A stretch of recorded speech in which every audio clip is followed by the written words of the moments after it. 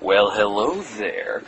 You have caught me in the midst of packing up all of my things because I am currently moving into a new place. But don't worry though, this isn't the end of the Cinema Snob, just the end of this location. So the wait between this review and the next review may be a little longer than usual, but the wait shall be worth it, for I have tons more crappy movies to talk about. But for right now, though, let's take a look at...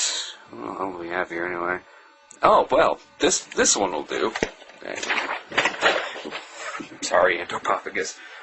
This will do. Satan's Children. That's right, Satan's Children. I know it says Asylum of Satan, but look down here. No, down here, see? See?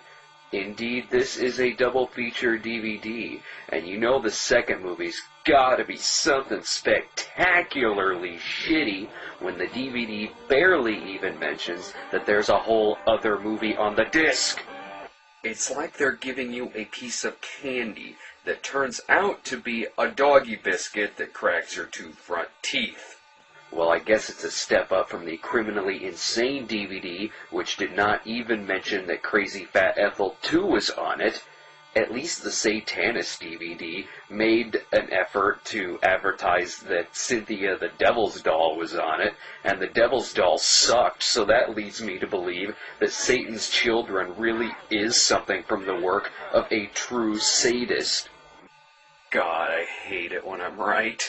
So how bad is Satan's Children? Well, it has a nice opening credit sequence, complete with some quiet xylophone music. Okay, time out for just a second. How many times have I mentioned a decent opening credit sequence in these reviews? It's like I struggle so hard to try to find at least one thing positive about the movie, and I always have to settle on the fucking opening credits. So here's some advice. You make a piece of shit movie, also make the credits a piece of shit, because I am tired of fucking talking about them. Alright, now let's get into the actual movie. Here's how awful the fucking thing is. If you remove your pants, sit down on an open bottle of Diet Coke, and crap a Mentos, then you'll experience something that is along the lines of watching Satan's Children.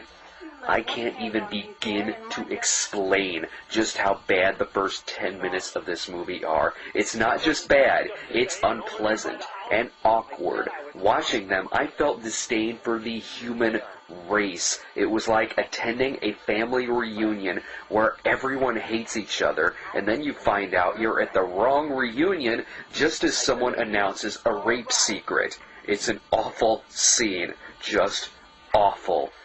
What we see here in these opening moments is the truly horrible life of teenager Bobby, who lives with his verbally abusive stepfather and his nympho stepsister. When his stepsister isn't trying to seduce him, she is ratting him out for having pot in his room. His stepfather yells at him left and right, until it becomes not only unbelievable, but unwatchable. Why do they all hate Bobby so much? And where is Bobby's mother? And why does his sister look like Linda Lovelace? None of these questions are answered. Characters just continue to be verbally abused for absolutely no reason whatsoever. Fucking assholes. When we get away from the family, the movie is still bad, but at least I can look at it. Bobby runs away from home and takes shelter with a biker who he meets at a restaurant. And before you know it, the biker pulls a knife on Bobby, and in the next scene, Bobby is being gang raped by the biker and his friends. For a moment, I thought this was going to go into revenge flick territory, but no such luck. The next morning, a naked Bobby is found by a group of Satanists who are outside playing ball. Anyway, they end up taking Bobby in, and Bobby almost immediately falls in love with one of the satanic women. When I say immediately, I mean 5 minutes later they're in bed together. When Simon, the group's leader, comes back from a trip... Trip? Where was he, a conference? Anyway, he dismisses Bobby as being too weak, and then orders for the girl Satanist to be killed. The actor playing Simon really isn't too bad here. He's very quiet, charming, nonchalant, and a little sinister because of that. In a couple of scenes, characters are scared to death of him while he just sits there at a table reading a newspaper and drinking coffee. He could play the leader of a satanic cult in a much better movie than this. But back to Bobby. He escapes in his tidy whities, eluding capture with the help of quicksand, and is determined to help his satanic girlfriend. So there's a horrible killing spree. The father is killed, the sister is kidnapped, and the bikers are gunned down. By the way, there's no lead up to that or anything. The bikers just stand there while Bobby shoots them with a shotgun he all of a sudden has.